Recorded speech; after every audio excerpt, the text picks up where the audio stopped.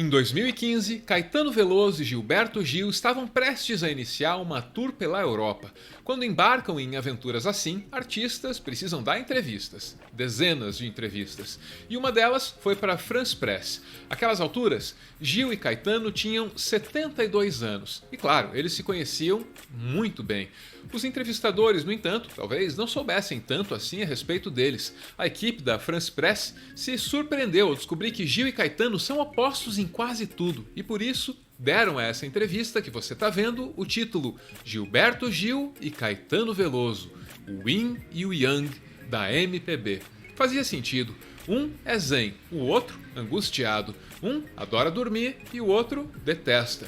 Um diz que fica com as mãos geladas ao subir no palco, enquanto o outro mantém a calma. As minhas mãos esfriam muito.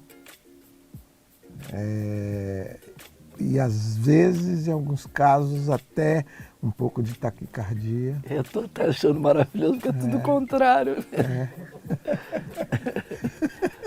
Mas é. E as diferenças definitivamente não param por aí. Caetano tem pressa, vive acelerado. Gil, nem tanto. Eu tenho ansiedade em relação ao futuro, tenho projetos, quero ainda fazer a minha vida, não sei, não é isso, ainda tá por fazer. Entendi. Não sou como você. Entendi.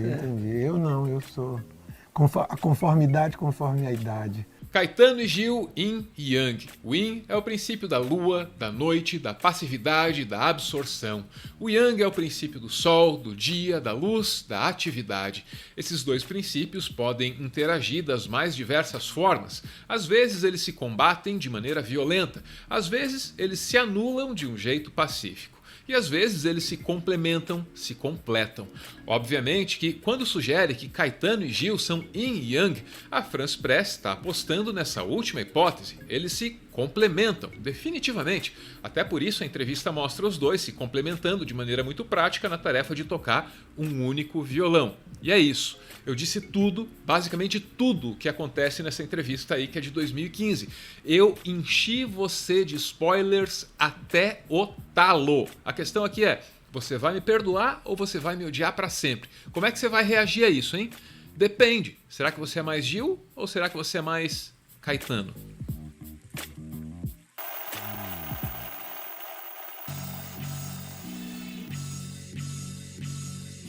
Gil e Caetano chegam esse ano de 2020 fazendo valer toda essa história aí de Yin e Yang. Um parece que buscou refúgio no futuro, enquanto o outro parece estar exilado no passado. Faz sentido, porque é 2020, no presente mesmo, ninguém quer ficar. Esse é Gil durante a pandemia, conversando com a filha Bela. O papo aqui é sobre as nossas chances de virarmos ciborgues, sobre os triunfos da tecnologia que ainda virão, sobre singularidade. A flora, a fauna. Eu acredito que o avanço tecnológico, o avanço não biológico do ser humano continua sendo humano. Evidentemente. Né? Não é produto de tudo que ele pensou, sonhou, imaginou, inventou. Exatamente. Esse é Caetano. Aqui ele participa de uma mesa na Flip, a Festa Literária de Paraty. A participação é à distância, porque pandemia 2020. Nessa conversa com o filósofo Paul Preciado, ele fala do passado. É que o Caetano está lançando Narciso em Férias, que é sobre a memória dele a respeito da ditadura militar. Como não me disseram por que eu estava sendo preso, não me fizeram perguntas a respeito de possíveis ilegalidades que eu tivesse cometido.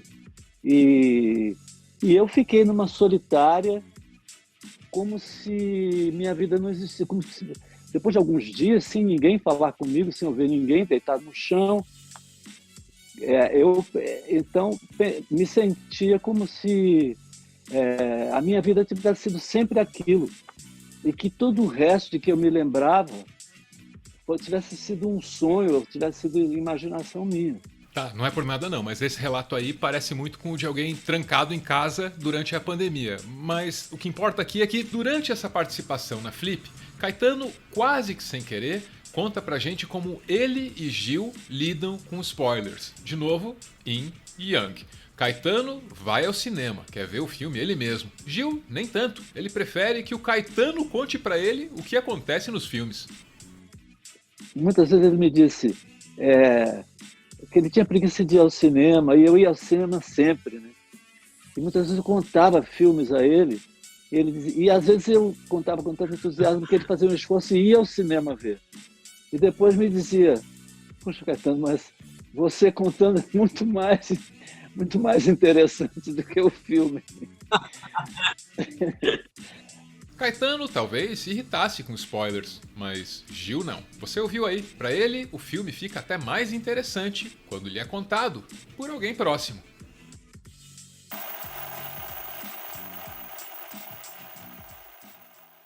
Instead of going out and buying a package book, of which there have been 5,000 copies printed, you will go to the telephone, describe your interests, your needs, your problems, and say, I'm working now on the history of Egyptian arithmetic. I know a bit of Sanskrit.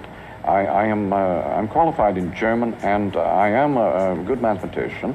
They said, it'll be right over. And they at once Xerox, with the help of computers from the libraries of the world, all the latest material just for you personally, not as something to be put out on the bookshelf. They send you the package as a direct personal service. This is where we're heading under electronic information conditions. Products increasingly are becoming services. Esse que você acabou de ouvir é Marshall McLuhan, em 1964, dando um spoiler enorme daquilo que o mundo viria a ser no século XXI. McLuhan foi um visionário. Lá nos anos 60, ele previu não apenas a internet, mas também os desdobramentos políticos que as redes sociais viriam a ter. Isso muito antes de redes sociais ser sequer um conceito. É da obra do McLuhan que você poderia tirar a seguinte conclusão: todo filme, ou até toda a arte em geral, é em si mesma um spoiler da realidade. É claro que ele nunca diz com essas palavras, mas essa ideia tá na obra dele sim. O cara escreve: o artista capta a mensagem dos desafios culturais e tecnológicos décadas antes que seus impactos e transformações ocorram. O artista então constrói uma arca de Noé para que enfrentemos os desafios que estão por vir. Se o McLuhan tiver certo, e geralmente ele tá, então o fato de existirem todas aquelas previsões supostamente feitas pelos Simpsons, esse fato aí já é o suficiente para classificar Simpsons como arte. E tem uma outra conclusão possível para ser retirada daí. É que um filme de ficção pode sim te dar spoilers sobre a realidade ao seu redor. Na real, ele até deve fazer isso, ele tem essa missão. Já você jamais pode dar spoiler do filme que te dá spoiler da realidade. A não ser que você esteja dando spoiler pro Gilberto Gil. Aí não tem problema.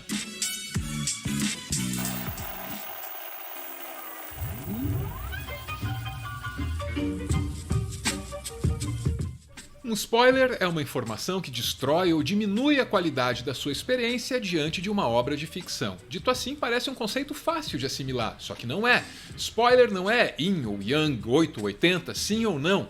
O que é um spoiler para algumas pessoas não será considerado como tal por tantas outras. Cada pessoa diferente tem uma experiência diferente diante de uma obra diferente. Então é difícil de saber que quantidade de informações pode estragar a experiência de cada pessoa diante de cada filme ou série ou sei lá o que. Para quem fala de cultura na internet, o spoiler é uma corda bamba na qual é difícil se equilibrar. Uma pesquisa da Wired, realizada em 2014, dá uma boa medida disso. Esse aqui pode muito bem ser o maior levantamento já realizado sobre o tema, pelo menos que eu conheço. Aqui você descobre que 25% dos entrevistados são como Gilberto Gil, eles não ligam para spoilers. Aí 27% dizem que o spoiler de fato estraga toda a experiência. E outros 47% dizem que estraga a experiência sim, só que em alguma medida.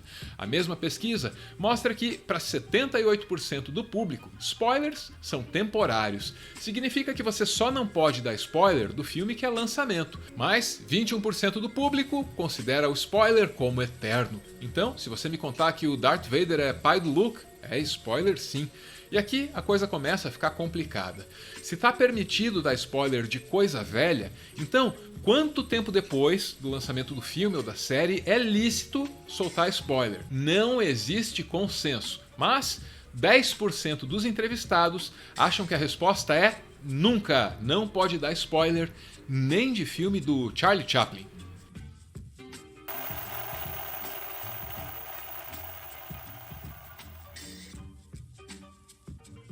O termo spoiler significa estragar, mais ou menos como os alimentos, que, se armazenados em condições erradas, se estragam. Acontece que alguns alimentos estragam com muito mais facilidade que outros. A caixa de ovos se estraga com muito mais facilidade que o pote de mel. Da mesma forma, algumas obras podem ser estragadas com mais facilidade que outras. Um filme de terror, em que a graça está no susto que você toma diante da tela, é muito mais fácil de estragar. Uma informaçãozinha a mais significa um pulo da cadeira a menos. Documentários talvez nem possam ser totalmente estragados, afinal de contas, eles não são feitos só para surpreender, mas também para informar. No caso da comida, é possível estragar um alimento para deixar ele mais gostoso. O processo de fermentação é basicamente isso. Estragando os cereais certos do jeito certo, você faz cerveja. E eu não sei você, mas eu, quando terminar esse vídeo, vou preferir beber uma cerveja a mastigar cevada. E é isso que me faz voltar a Gil e Caetano.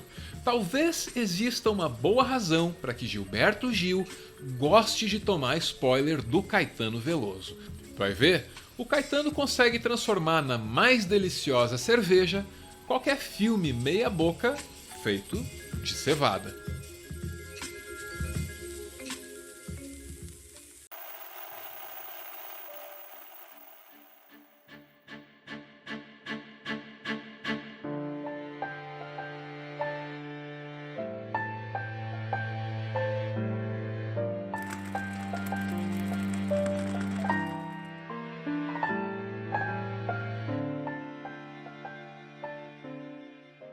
Muito obrigado por ver esse vídeo até o final. O Meteoro é mantido graças a uma campanha de financiamento coletivo. Quem participa aparece aqui no finalzinho para receber o nosso agradecimento. Hoje a gente está vendo aí o Maurício, artista plástico, professor de História da Arte. Ele envia para a gente uma mensagem em defesa da cultura, da educação, coisas fundamentais para que o povo possa fazer melhores escolhas e não se deixar iludir por ditadores e fake news. Quero agradecer todas as coisas gentis que vieram escritas aí no e-mail do Maurício. Muito obrigado, Maurício.